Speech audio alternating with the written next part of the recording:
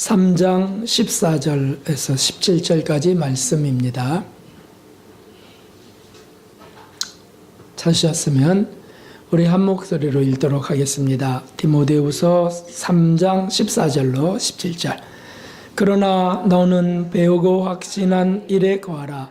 내가 네게서 배운 것을 알며 또 내가 어려서부터 성경을 알았나니 성경은 능히 너로 하여금 그리스도 예수 안에 있는 믿음으로 말미암아 구원에 이르는 지혜가 있게 하느니라. 모든 성경은 하나님의 감동으로 된 것으로 교훈과 책망과 바르게 함과 의로 교육하기에 유익하니 이는 하나님의 사람으로 온전케 하며 모든 선한 일을 행하기에 온전케 하려 함이니라. 아멘. 아멘. 할렐루야. 2018년을 맞이하고 우리 또 새롭게 이 첫 주에 예배로 나와싸우니 하나님 얼마나 감사합니까? 그리고 우리 여러분들 우리 전우로서 이 험한 세상에 함께 가는, 기도하며 함께 가는 전우들이니 얼마나 감사합니까? 여러분들에게 우리 감사합니다. 우리 인사합시다. 감사합니다. 감사합니다.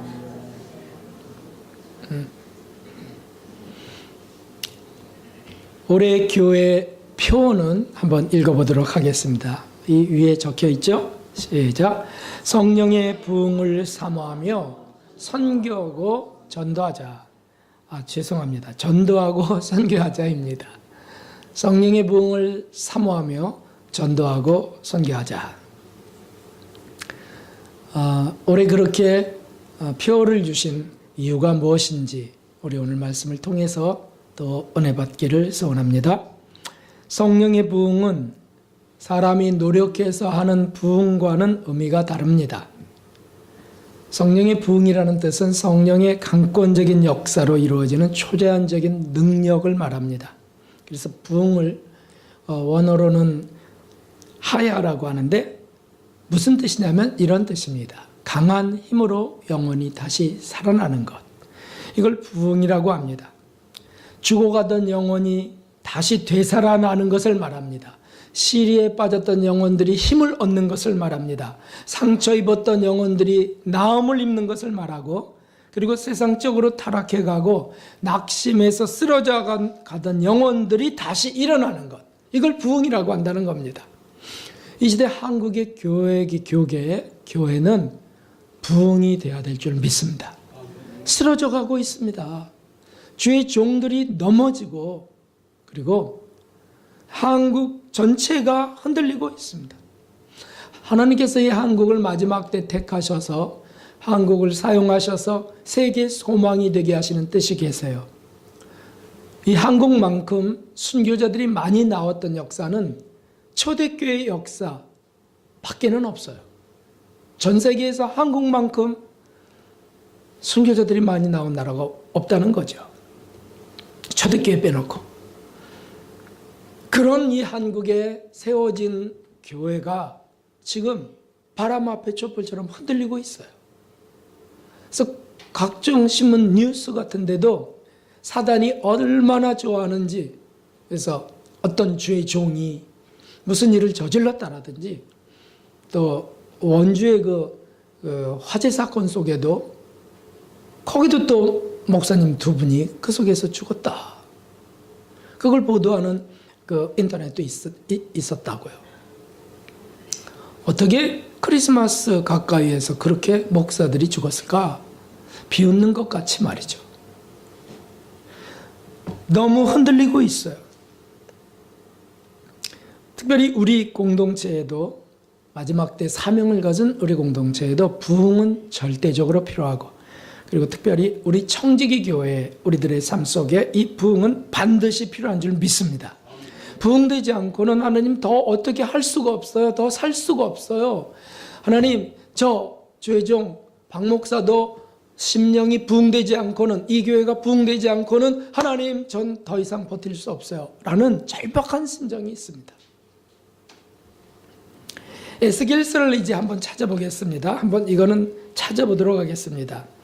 성경을 보석 찾듯이 한번 찾아보세요.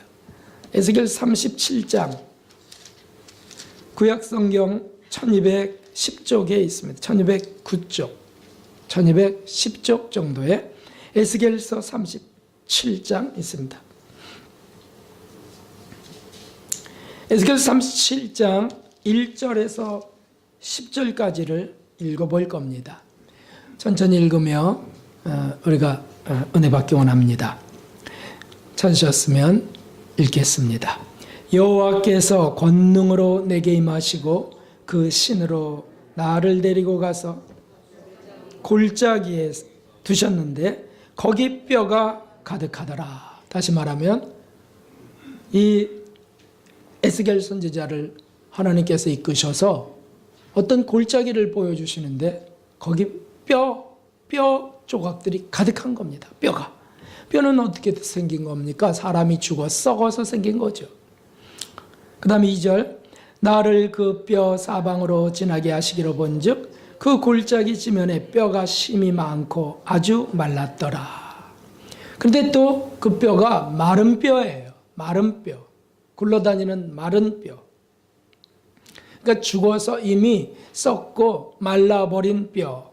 3절, 그가 내게 이르되 인자야 이 뼈들이 능히 살겠느냐 하시기론 내가 대답하되 주 여호와여 주께서 아시나이다. 하나님께서 엉뚱한 질문을 하신 겁니다. 이 뼈가 살 수 있겠느냐? 그런데 에스겔 선지자가 지혜롭게 못 사나이다 이렇게 답변하지 않고 주께서 아시나이다. 참 아주 은혜스럽습니다. 4절, 또 내게 이르시되 너는 이 모든 뼈에게 대언하여 이르기를 너희 마른 뼈들아 여호와의 말씀을 들을지어다. 5절, 주 여호와께서 이 뼈들에게 말씀하시기를 내가 생기로 너희에게 들어가게 하리니 너희가 살리라. 아멘. 하나님 말씀이 쩌렁쩌렁하게 권능의 말씀이 그 마른 뼈다귀에 임하는 겁니다. 말씀으로 천지를 창조하신 하나님이신 줄 믿습니다. 그런데 그 능력의 말씀이 그 뼈들에게 명하는 겁니다. 마른 뼈들아 여호와의 말씀을 들을지어다. 내가 생기로 너희에게 들어가게 하리니 너희가 살리라. 아멘.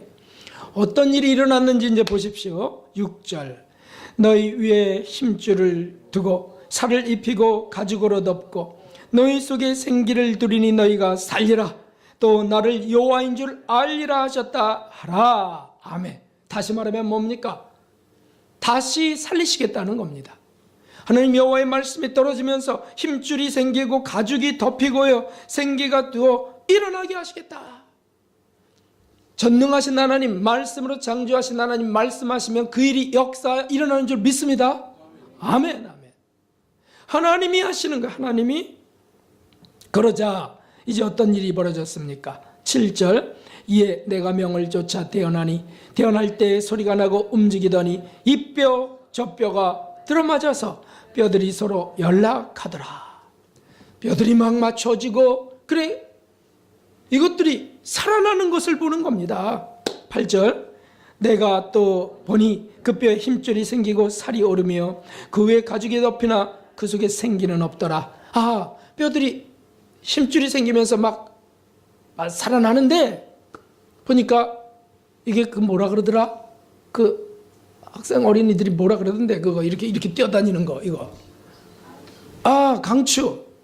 아, 강시같이만 된 거예요. 강시같이만 지금 막 일어나는데 그게 생기가 없습니다. 그래서 9절에 시작. 또 내게 이르시되 인자야 너는 생기를 향하여 대언하라. 생기에게 대언하여 이르기를 주 여호와의 말씀에 생기야 사방에서부터 와서 이 사망을 당한 자에게 붙어서 살게 하라 하셨다 하라. 아멘. 생기를 명하는 겁니다. 그 강시 같은 그 뼈들을 일어나는 뼈들을 생기를 불어넣으시는 거예요. 생기를. 마치 하나님이 천지를 창조하실 때 이제 다 창조하시고 마지막 날 사람을 창조하실 때 흙을 빚어서 직접 만드시고 그리고는 그 속에 호흡을 불어넣으셔서 생명이 되게 하시는 것처럼 생기를 불어넣어서 살게 하는 겁니다. 그래서 10절 시작.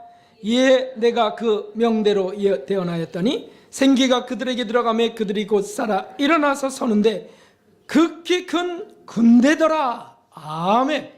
이것이 바로 부흥이라는 거죠. 부흥을 정의한다면 죽은 것을 살리는 것이다. 쓰러졌던 것을 일으키는 것이다. 부흥은 의미 없는 것을 의미를 부여하는 것이에요. 이것이 부흥이에요. 한국이 영적으로 말라 죽어가고 있습니다. 여러분은 어떻게 보시는지 모르지만 저는 성경 말씀을 통해서 한국을 봅니다. 이 나라를 봅니다. 우리 조국을 봅니다. 정말 말라가고 있어요. 돈주머니가 말라가고 있다고도 하지만, 통장이 말라가고 있다고도 하지만 영적으로 말라가고 있어요. 영적으로. 그냥 육적인 것들이 잔뜩 일어나는 것처럼, 그래서 한국이 크게 되는 것처럼 보이지만 영적으로는 죽어가고 있다고요. 죽어가고 있다. 그 증거가 교회들이 쓰러지고 있고요. 교인들이 떠나고 있어요. 각종의 핍절한 영혼들의 삶이 뉴스로 보도되고 있어요. 누가 어린 영혼을 폭행했다든지, 누가 자녀를 죽였다든지, 게임을 하고 중독돼 갖고 무슨 일이 벌어졌다든지, 이런 소리가 들 때마다 아프고, 주의 종이 하나님을 아는 사람이 어떤 범죄를 저질렀다든지, 어떤 교회가 세습 문제로, 재산 문제로 분열되고 있다라든지, 마음이 너무 아파요. 너무 아파. 말라 죽어가고 있는 겁니다. 우리 공동체, 우리 교단도 하나님이 마지막 때 주신 놀라운 사명을 벗어나서 딴 일을 저지르고 있다면 그것도 죽어가고 있는 거예요. 그런 소식이 들릴 때 너무 아픕니다. 이 교회도 우리의 영혼도 말라가고 있다면 어찌해야 되겠습니까, 여러분? 여러분은 자신 있게 말할 수 있습니까? 나는 살고 있다고? 나는 부흥 속에 있다고 말할 수 있습니까? 아니면 하나님 전 메말릅니다. 하나님 전 목마릅니다. 하나님 저는 배고픕니다. 그렇죠. 성령의 부흥이 절실히 필요합니다. 그래서 기도 중에 주신 우리 표가 바로 그것이라는 거죠. 한번 같이 또 읽어보겠습니다. 성령의 부흥을 사모하며 선교하고 전도하자. 선교하고 전도하자. 성령의 부흥을 사모하자. 성령의 부흥. 그래서 주보에 보면 그 앞에 실천사항 3가지가 있습니다. 실천사항 3가지. 첫째는 성경의 핵심 진리 말씀을 배우고 익히자입니다. 성경의 핵심 진리가 뭡니까? 성경 창세기에서부터 계시록까지 있는 66권의 이 두꺼운 말씀을 다 배우고 익힌다면 얼마나 좋겠어요. 그런데 이 속에 족보 같은 걸 다 외울 필요 있겠어요? 마태복음 1장 족보 외울 필요 있겠어요? 이스라엘 유대 지파의 계보를 다 외울 필요가 있겠어요? 아니죠. 그래서 성경 속에서 핵심적인 걸 뽑는 것, 그것을 핵심 진리라고 우리가 이름을 붙인 거죠. 그 말씀을 배우고 익히자는 거죠. 이것은 우리 교회 존재 이유입니다. 언젠가 아주 드물게 좀 특별한 분이 이 교회에 들어오셨습니다. 그래서 여기 성경의 핵심 진리 왜 다른 거를 만드냐고. 그래서 아무리 설명해도요, 성경 말씀인데 그 속에서 우리가 이거 다 볼 수 없으니까 매일매일 성경은 읽어가지만 1년에 한 번씩 1독, 2독 하는 분도 계시지만, 그래도 이 속에서 중요한 것들을 뽑아서 집중적으로 우리가 그것을 전하는 것입니다. 그게 성경 핵심 진리입니다. 그랬더니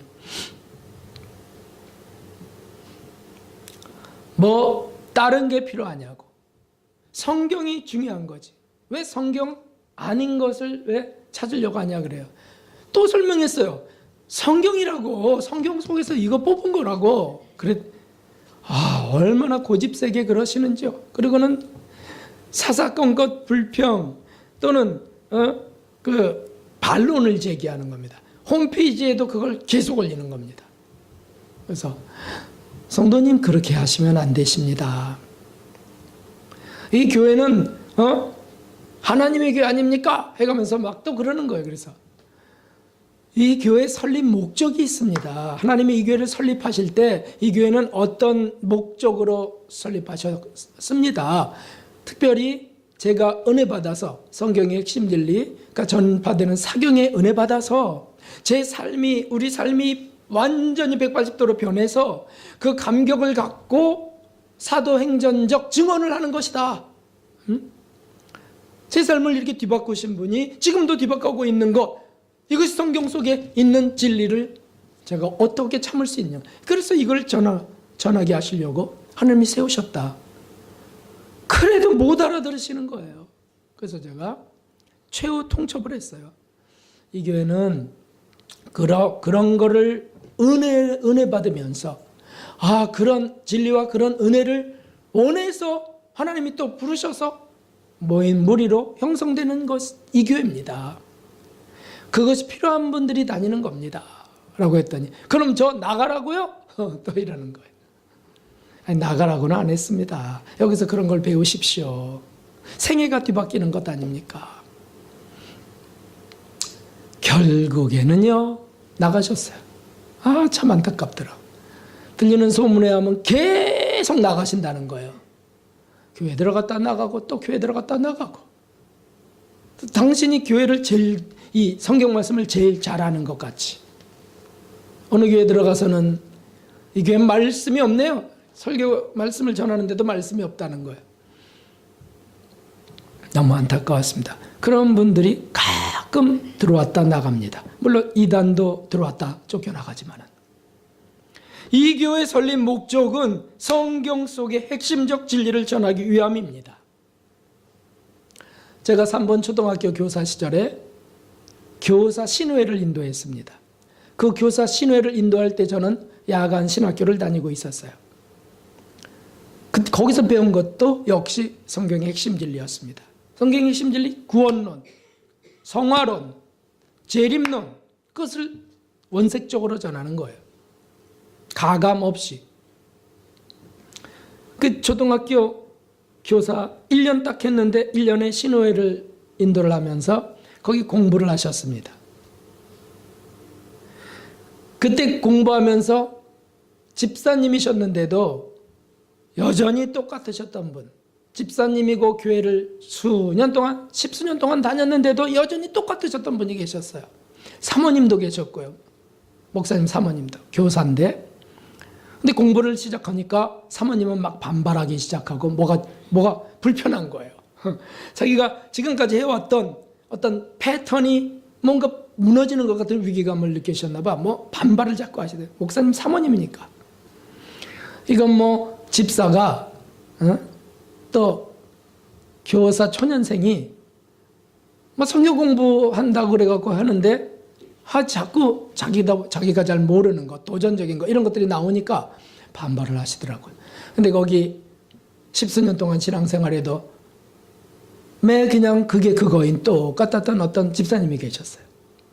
성경 공부를 하면서 강한 도전을 받았습니다. 충격이 되었습니다. 그래, 맞아, 이 말씀대로 이렇게 사는 것이 진짜 그리스도인인데 도전을 받았어요. 특별히 어떤 말씀이, 제가 어느 날 그분 교실에 가니까 그분 교실 유리판 위에 딱 말씀이 딱 삽입되어 있는데 그게 우리 공부할 때 한 말씀이었어요. 그게 뭐였냐면 이 세상이나 세상에 있는 것들을 사랑치 마라. 세상은 육신의 정욕과 안목의 정욕과 이생의 자랑이니 다 아버지께로 온 것이 아니요 세상으로 온 것이라 하는 말씀이 있어요. 그게 딱 적혀 있더라고요. 그래서 어떻게 이렇게 강한 말씀을 적습니까? 이게 너무 좋았다는 거지. 그 고백 속에는 내가 크리스찬이면서도 집사님이면서도 그냥 세상적이었다는 뜻이겠죠. 그래서 그걸 적어놨다는 거예요. 그래서 성경 공부를 다 끝내고 1년 뒤에 저는 이제 학교를 그만두게 됐고, 왜 그만뒀냐 하면 또 신대원 연구원을 가기 위해서. 일주일에 한 번씩 가야 되니까 뺄 수 없어서.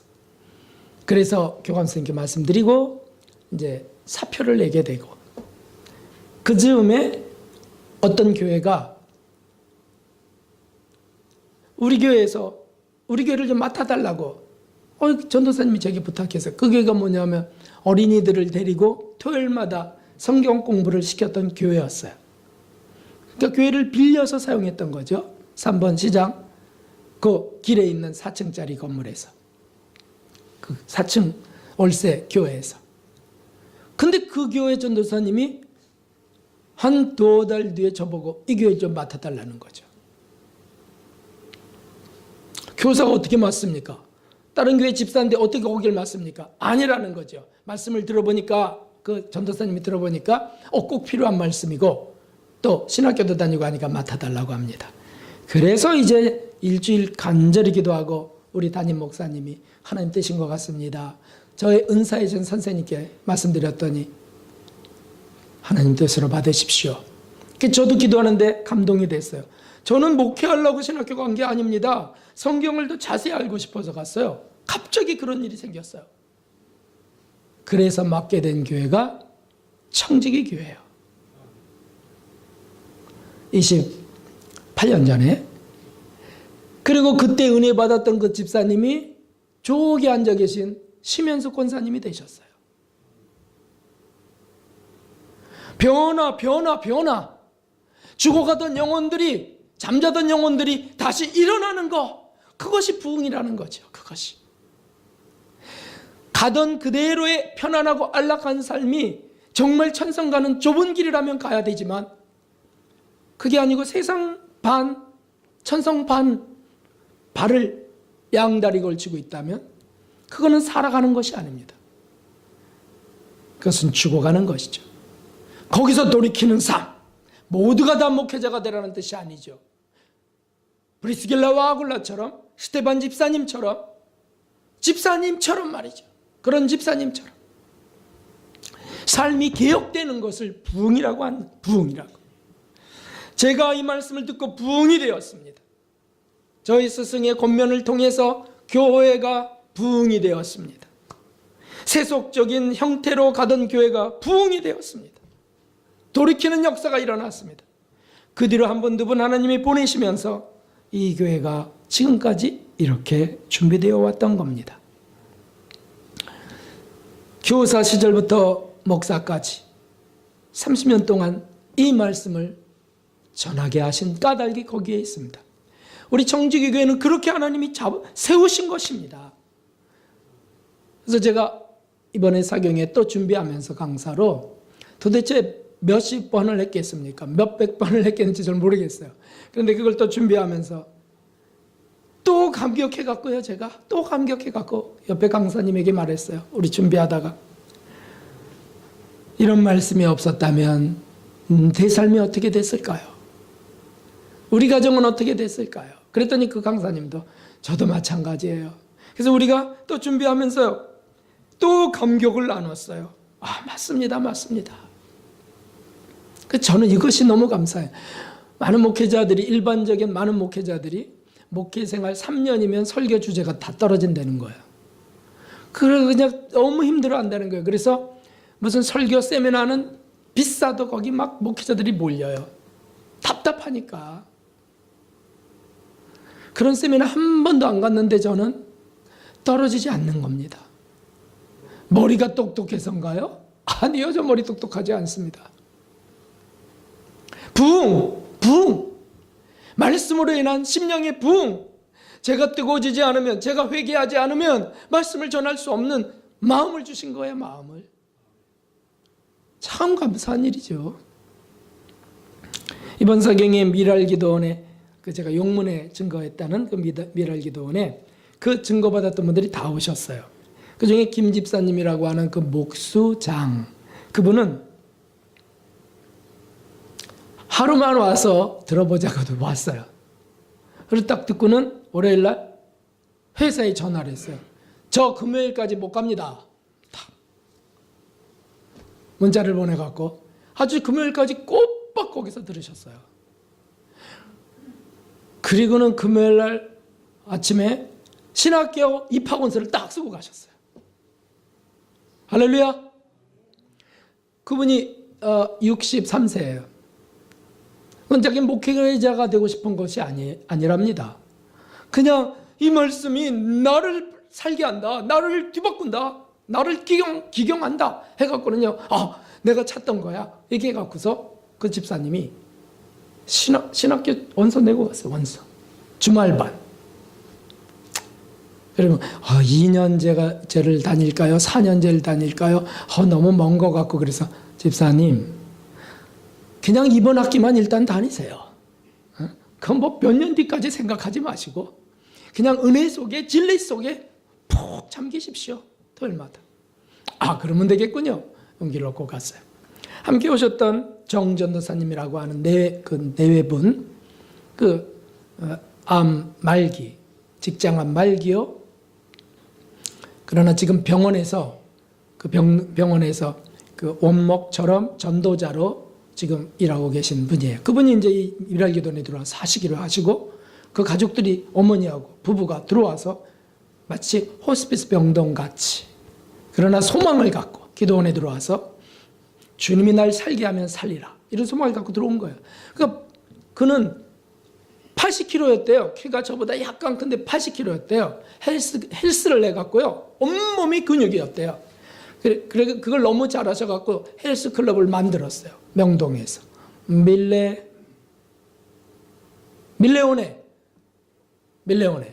거기서 1,400평을 얻어갖고요, 한층 전체를. 헬스클럽 여성 전용, 최초의 한국 여성 전용 헬스클럽 만들어서 크게 부흥했어요. 거기가.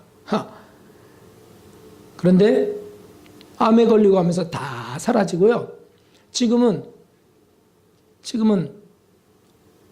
50몇 킬로라 그러죠.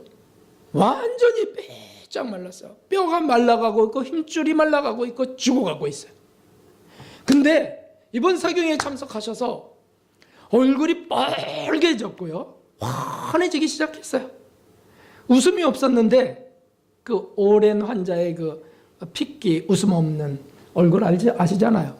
근데 웃음이 생기고요, 밥이 그렇게 맛있다는 거예요. 밥이 맛있으면 사는 거 아닌가요?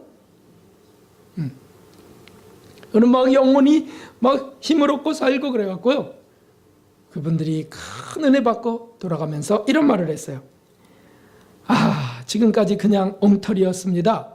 자기 확신만 갖고 살았습니다. 이제 내가 전도자로 환자들에게 복음을 전했지만 잘못 전했습니다. 뭘 잘못 전했습니까? 과거, 현재, 미래의 죄까지 예수님이 다 용서하셨으니까 이제 죄는 걱정할 것 없다고 했던 거 회개했다는 거예요. 라오디게아 교회 사자 보니까 목사님인데 주님이 네가 회개하라. 내가 사랑하는 자를 책망하여 징계하노니 너가 회개하라. 목사님에게 그랬다면 계시록에 말이죠. 계시록에 예수님 이미 십자가에서 돌아가시고 부활하시고 몇십 년 뒤에 계시록에서, 그렇다고 하면 무슨 미래의 죄까지 다 용서된 겁니까? 말이 안 되죠. 회개하라는데 회개하지 못하게 했다는 거지, 자기가.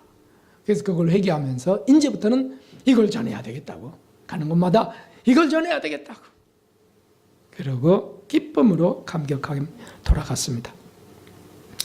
그래서 우리 교회는 바로 그 목적으로 세워졌습니다. 이거 전하라는 겁니다. 그래서 올해도 뭐 설교 속에 당연히 계속 포함되지만 수요일 날에는 이제 핵심 진리가 다 끝났어요. 몇 년 만에 또 끝났죠? 그런데 성경의 핵심 진리 말씀을 이번에는 기복신앙과 대비해 가면서 성경 핵심 진리를 다시 주제별로 연구할 것입니다. 저도 좋고 여러분들도 좋습니다. 오늘 본문을 한번 보실까요? 15절, 16절을 한번 보십시오. 본문 15절, 16절 함께 읽어보겠습니다. 시작.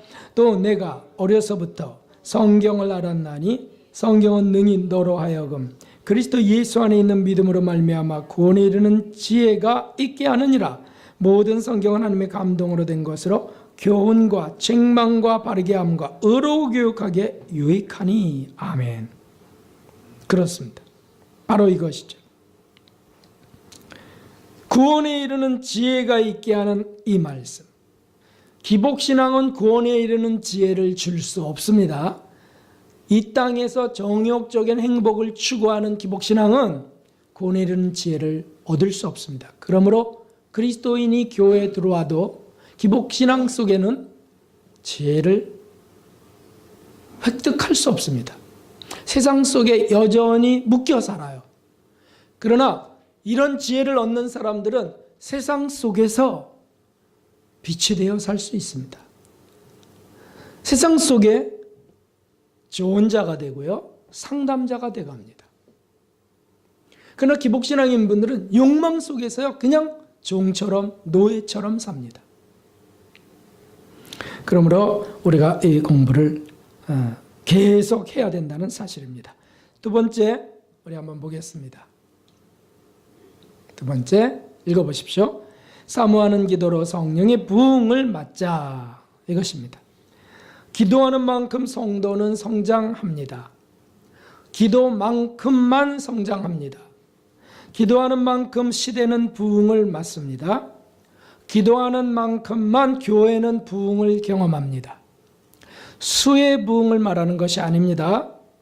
영의 부흥입니다. 영의 부흥. 그 교회에 들어오셔서 와서 기도하는 교회는 영이 부흥합니다. 그 개인도 기도하는 영혼, 간절히 사모하는 영혼은 부흥합니다.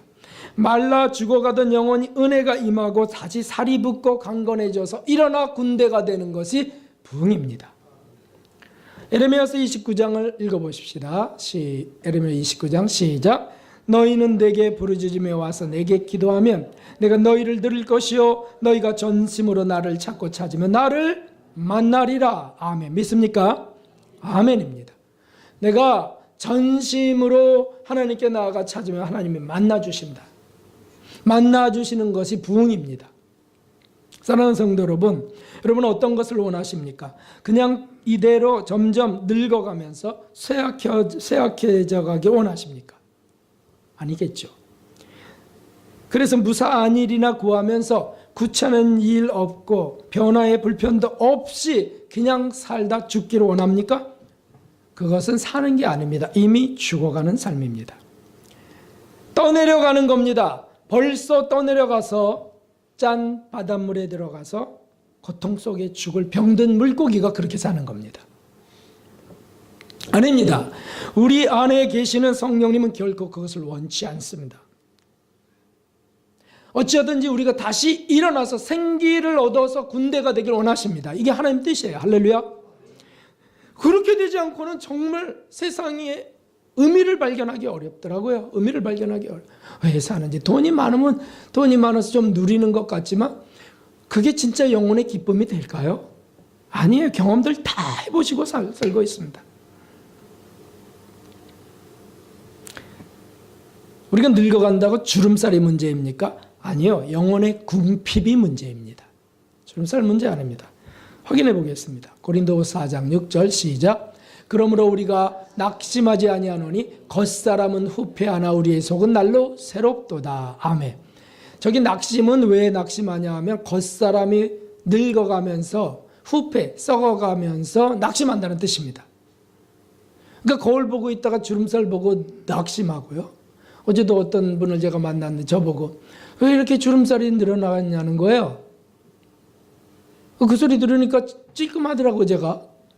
그 친구를 딱 보니까 주름살이 별로 없는 거예요. 아이고 당신은 어찌 주름살이 그렇게 안 생기냐고. 그렇게 이제 그가 말한 것에 대해서 제가 반응은 했지만 그게 중요한 거냐고요. 그게 내 영혼이 궁핍하고 늙어가는 게 문제지. 마른 뼈처럼 돼가는 게 문제. 내 영혼이 죽어가는 게 문제지. 이 주름살은 아무것도 아니라고요.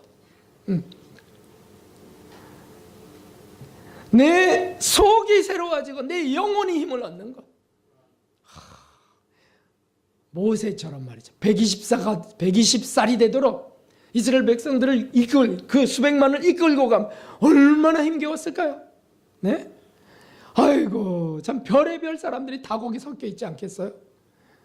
꿀이라는데 안 꿀이고 말이지.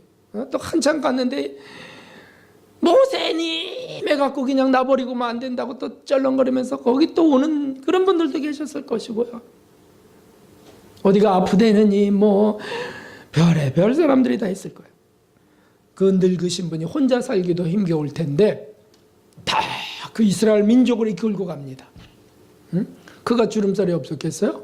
겉모습이 없었겠어요? 흰머리가 없었겠냐고요. 그런 게 문제가 아니죠. 부흥이 문제입니다. 내 영혼에 부흥이 일어나면 늙어도 생기가 돕니다. 늙어도. 새로워지기를 원치 않는 것은 하나님의 뜻이 아닙니다. 새롭게 되기를 구하지 않는 것은 마귀의 전략입니다. 이제 그대로 가져싸우니 그겁니다. 어떤 분은 요즘 같아서는 너무 좋아요. 남편과의 관계, 아내와의 관계 너무 좋아요. 꼭 천국 같아요. 착각합니다. 그건 사는 것이 아닙니다. 죽어가는 것입니다. 사는 것은 부흥이 일어나야 사는 것입니다. 내 속에 주님을 향한 어떤 절절한 사랑 같은 게 일어나고요. 내가 이대로 살면 안 되지. 이렇게 간절한 게 생기고요. 또 더 앞으로 나가고 은혜 받을 곳이 어딘가 찾아가는 게 사는 겁니다. 우리가 좁은 문을 통과해 들어옵니다.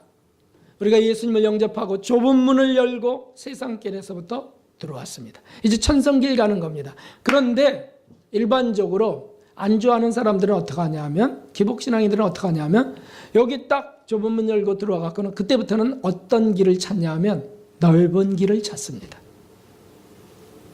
들어와서는 넓은 길 가는 거, 편하고 넓은 길. 나는 구원받았으니까, 난 은혜 받았으니까, 하나님이 나에게 복을 주셨으니까 난 행복해야 돼. 그래서 불편한 거는 원치 않으세요.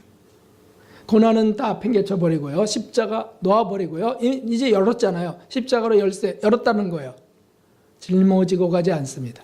아무든지 나를 따라오려거든 자기를 부인하고 자기 십자가를 지고 고난을 감당하고 나를 따르라고 하신 것은 다 없어져 버렸어요. 그러니까 넓은 길만 찾아요. 구역을 맡을 때 힘든 구역은 안 맡습니다. 봉사할 때 어려운 거는 안 맡습니다. 이 핑계 저 핑계 나이 핑계 뭐 핑계 내면서 안 맡습니다. 넓은 길 가는 겁니다. 고난은 예수님이 다 겪은 것인데 그래서 우리가 예수님 때문에 사는 것 아닙니까? 라고 하고 고난의 짐을 계속 예수님께 밀어 올립니다. 자기는 편하게 가겠다고 합니다. 성경적이지 않습니다. 그러므로 부흥은 그들의 삶 속에, 영혼 속에, 신앙 속에 결코 일어나지 않습니다. 늘 미지근합니다. 늘 밋밋하고 편안하려고 합니다. 어쩌면 부흥이라고 하는 이 호소는 불편한 것이 됩니다. 왜 자꾸 귀찮게 하려고 그러지? 그럼 죽어가는 걸 그냥 보라는 겁니까? 아니죠. 살아야지, 같이 살아야죠. 제가 질문을 하나 드리겠습니다. 사랑하는 성도 여러분, 여러분은 하나님을 진실로 만나셨습니까? 믿으시면 아멘 하세요. 여러분은 하나님을 진실로 만난 경험이 있으십니까? 할렐루야, 만나셨죠? 좋습니다. 그런데 평범하고 똑같은 삶을 계속 지속할 수 있을까요? 세상의 여러 사람들과 별 다른 바 없는 평범한 삶을 하나님을 만났는데도 그렇게 살 수 있다고요? 이건 좀 의문이 생기죠. 좁은 문 열고 들어와서 나는 천국을 확보했으니까 그러면 됐어. 생활은 세상 사람들과 똑같이 살면서 죽으면 그것 때문에 천국 가는 거지. 이렇게 믿는 게 오늘날 크리스찬들입니다. 그게 맞나요? 이 구절로 한번 변론해 봅시다. 읽어보십시오. 요한일서 1장 6절 시작. 만일 우리가 하나님과 사귐이 있다고 어두운 가운데 행하면 거짓말을 하고 진리를 행치 아니함이거니와. 이 말씀에 딱 떨어지는 말씀이 뭡니까? 나는 교회 다녀. 난 크리스찬이야. 난 하나님 만났다니까. 그렇지만 어두운 가운데 행하면, 그냥 세상 어둠 속에 그대로 살면 당신은 거짓말하는 겁니다. 이렇게 말하고 있습니다. 유명한 복음주의 설교가 폴 워셔라고 하는 분이 있습니다. 인터넷 유튜브에 설교들이 나와 있습니다. 폴 워셔. 그가 쓴 확신이라는 책 속에 아주 적합한, 지금 상황 적합한 그 예화를 기록하고 있습니다. 잘 들어보십시오. 목사님이 중요한 집회 설교를 하기로 하고서 그만 1시간이 늦은 겁니다. 그러니까 기다리던 분들, 막 집회 인도자, 막 초청한 분들, 오신 분들이 웅성웅성하고 조바심을 태우는 거예요. 근데 나타났어요, 늦게. 왜 어떻게 이렇게 나타날 수 있습니까? 그럴 때 이 목사님이 이렇게 말하시는 겁니다. 여러분, 제가 정확한 시간에 호텔에서 출발했는데 오는 도중에 고속도로에서 그만 차가 고장이 나갖고 내려갖고 차 바퀴를, 타이어를 이 바깥 끼다가 그만 덤부트럭이 와갖고서 자신을 정면으로 쳐버렸다는 거야. 그 사고로 죽을 뻔했기 때문에 이렇게 늦어갖고 도착했습니다. 이제 도착한 겁니다. 불편을 끼쳐서 죄송합니다. 이렇게 변명을 합니다. 그 설명을 들었던 그 사람들이, 교육자들이 너무 황당한 거죠. 성도들도 너무 황당한 거예요. 덤프트럭이 정면으로 충돌했는데 이게 어떻게 된 거예요, 이게? 아니, 자전거에 부닥쳐도 상처를 입고 이러고 와야 되는데 이게 덤프트럭이 정면으로 밀어버렸는데 그것 때문에 1시간 늦었다고? 에이, 거짓말쟁이네요. 목사님 지금 거짓말하고 계세요. 대형 교통사고를 당했음을 보여주는 어떤 증거도 찾을 수가 없어요. 양복도 말끔하고요. 거짓말하고 오신 거예요. 이 예화는 현대를 살아가고 있는 크리스찬에 대한 예화라는 뜻입니다. 우리가 하나님을 진짜로 만났다면, 그래서 크리스찬이 되었다면 실은 이런 황당한 얘기를 할 수 있을까요? 왜 그럴까요? 여러분, 무엇이 더 큽니까? 덤프트럭입니까? 하나님이십니까? 어떤 게 더 파워풀합니까? 덤프트럭입니까? 하나님이십니까? 홍해를 가르시는 하나님, 반석을 터뜨리신 하나님, 골짜기에 뼈들을 군대로 일으키는 하나님, 그 하나님이 파워풀이죠. 완전히 올마이티, 전능하신 하나님. 그런데 그 하나님에 부딪혔어요. 우리 삶을 살다가 하나님께 부딪혔어요. 그리고는 나는 하나님의 백성 되고 하나님의 자녀 되고 예수 그리스도의 사람이 되었습니다. 그런데 여전히 똑같다고요? 이걸 어떻게 이거를 말할 수가 있을까요? 만일 정말 부딪혔다면 덤프트럭에 그건 완전히 죽던가 아니면 평생 지울 수 없는 상처, 흔적들이 자자할 겁니다. 그보다 더 큰 하나님을 만났는데, 그보다 더 큰 하나님과 부딪혔는데, 사귐이 시작됐는데 인격에 조금 더 변화가 없다고요? 그럴 수 없습니다. 그건 불가능합니다. 만일 그렇다면 거짓말이죠. 다시 읽어보겠습니다. 시작. 만일 우리가 하나님과 사귐이 있다 하고 어둠 가운데 행하면 거짓말을 하고 진리를 행치 아니함이거니와. 그렇습니다. 거짓말하는 거예요. 그걸 고백해야 된다고요. 하나님, 저는 신앙생활하고 있지만 집사, 권사, 장로, 우리 주의 종이라고 하지만, 성도라고 하지만 거짓말하고 있습니다. 이걸 고백해야 된다고요. 그러니까 회개해야 되는 삶이 돼야 되는 거예요. 와서 편안하게 앉고 편안한 설교나 좋아하고 위로나 받고 가서는 안 된다는 뜻이죠. 그리고 가서 또 어떻게 가는 건데요? 그리고 편안하게 위로만 받고요. 오늘 정말 위로받, 이렇게 말합니다. 세상 속에서 많은 상처와 아픔을 갖고 거기서 힘겹게 살아온 사람들이 주일날 모이는데 거기다 또 죄책감이 일어나게 하면 되겠느냐? 위로해줘야 되지 않냐 그래요. 맞아요. 어떤 위로? 성령의 부흥으로의 위로를 저는 믿습니다. 회개하면서 내가 말라 죽어가고 있다는 걸 회개하면서 다시 생기가 들어와서 성령의 부흥이 임해서 내가 다시 소생해서 씻고 나아가는 것, 이것이 매주 일어나야 될 줄로 믿습니다. 삶의 변혁, 개혁이 일어나지 않는다면 거짓말하는 것입니다. 못 만난 것입니다. 아니면 우리 하나님을 업신여기는 것이죠. 아니야. 하나님 못 만난 거예요. 하나님 만나면 그렇게 살 수가 없는 겁니다. 부딪혔는데. 만일 그런다 할지라도 그냥 계속 살아간다면 그걸 세상 사람들은 어떻게 보겠습니까? 분명히 그 목사님 와서 나 동부트럭에 부딪혀서 늦었어요. 거짓말. 보는 것보다 더 심하게 세상에 거짓말쟁이들이 교회에 다 모였네. 하여튼 교회는 거짓말쟁이들이 모이는 것이라고 하지 않겠습니까? 왜냐하면 하나님을 만났다고 하는데도 월요일부터 토요일은 똑같은 거예요. 주일날만 달라요. 그리고 똑같아. 욕심 부리면 욕심 부리고, 손해보지 않은 게 싸우려면 싸우고요, 짜증 부리면 짜증 부리고요, 불평할 때는 불평하고요, 욕하는 사람도 있어요. 10원짜리 20원짜리 막 욕하고 자존심만 건드려 봐요. 바로 보복하고요. 쳐다보지도 않고 인사도 안 하고요. 인격적으로 내게 무슨 모독을 했다면 별로다가 기회가 주면 바로 모독해요. 어떻게 하나님을 만난 사람일까요? 거짓말쟁이죠.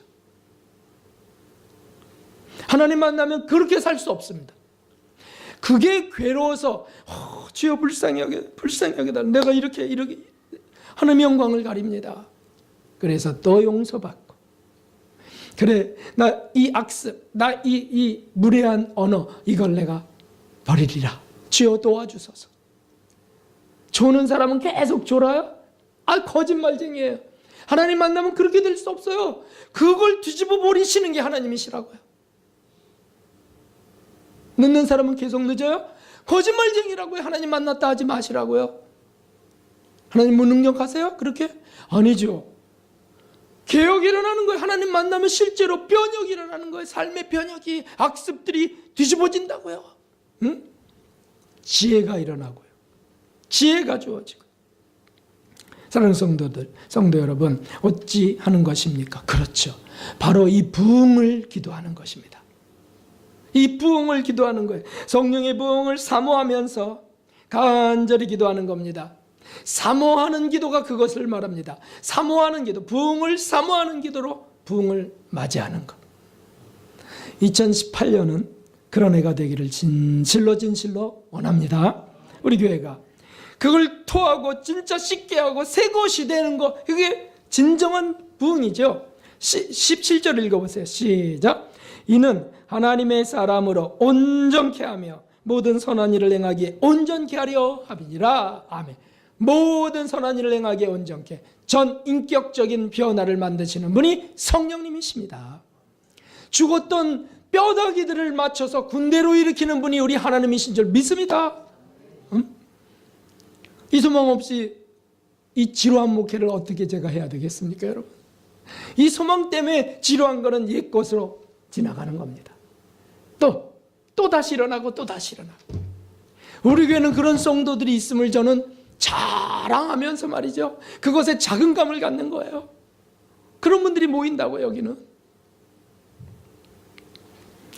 하나님을 진짜로 만난 이들 되셔서 진짜 변화될 수밖에 없는 그것을 구하는 저와 여러분 되길 주님의 이름으로 축원합니다. 요한일서 2장도 읽어야 되겠네. 시작. 저를 아노라 하고 그의 계명을 지키지 아니하는 자는 거짓말하는 자요, 진리가 그 속에 있지 아니하되. 네. 이런 놀라운 부흥들이 있기를 주님의 이름으로 축원합니다. 마지막으로 짧게 보겠습니다.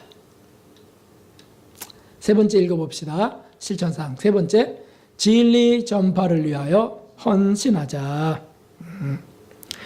요거는 4장 2절을 보십시오, 여러분. 4장 2절 시작. 너는 말씀을 전파하라. 때를 얻든지 못 얻든지 항상 힘쓰라. 범사에 오래 참음과 가르침으로 경책하며 경계하며 권하라. 아멘. 구원받은 모든 사람들의 권리요 의무요 진리 전파 전도는 마땅한 일이 됩니다. 우리 교회는 더 말할 나위가 없습니다. 이 마지막 때 이런 말씀을 전하는 우리 교회는 흔한 교회 속의 한 교회가 아닙니다. 사라져버려도 될 교회들이 지금 사라져가고 있습니다. 그런 교회 중에 한 교회라고요? 아니에요. 이런 말씀을, 이런 성경의 핵심 진리의 말씀을, 성경 그대로의 말씀을 전하면서 헌신하는 교회로 하나님 부르셨습니다.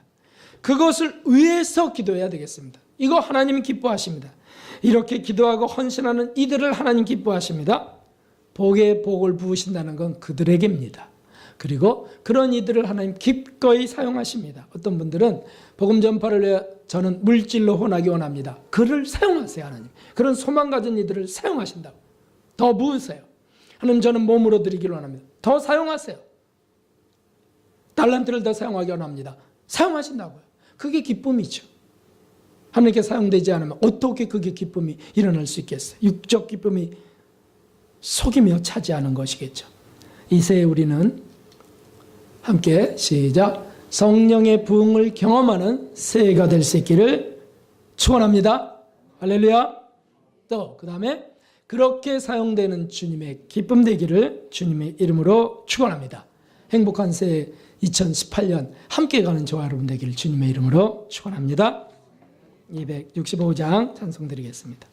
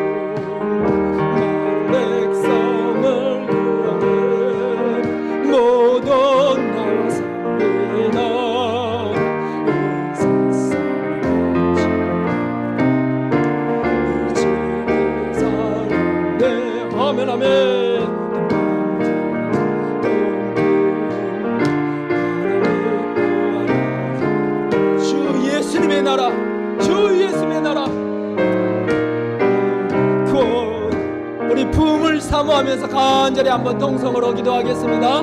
우리 교회와 우리의 영혼과 우리의 공동체와 이 나라의 부흥을 위해서 주님 한번 우리 기도합니다.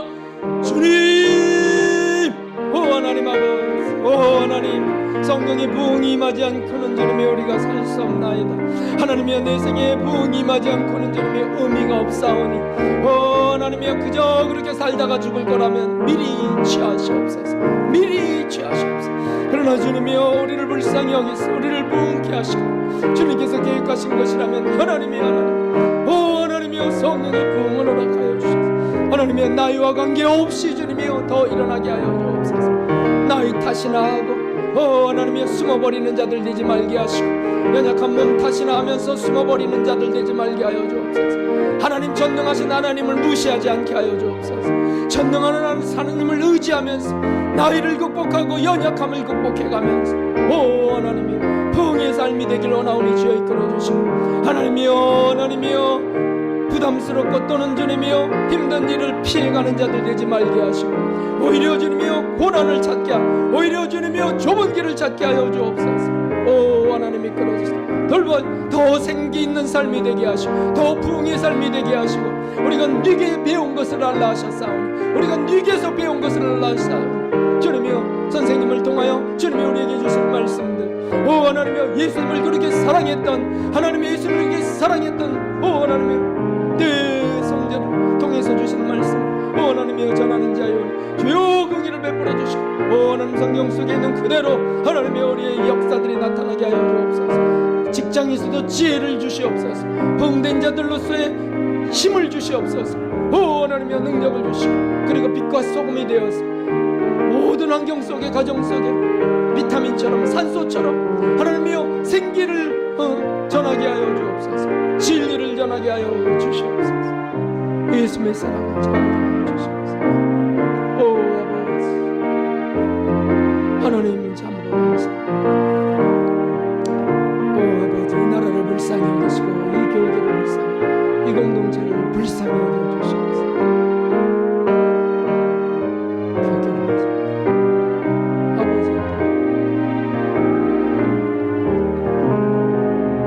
하나님 아버지, 우리에게 이렇게 은혜 베풀어 주심을 감사합니다.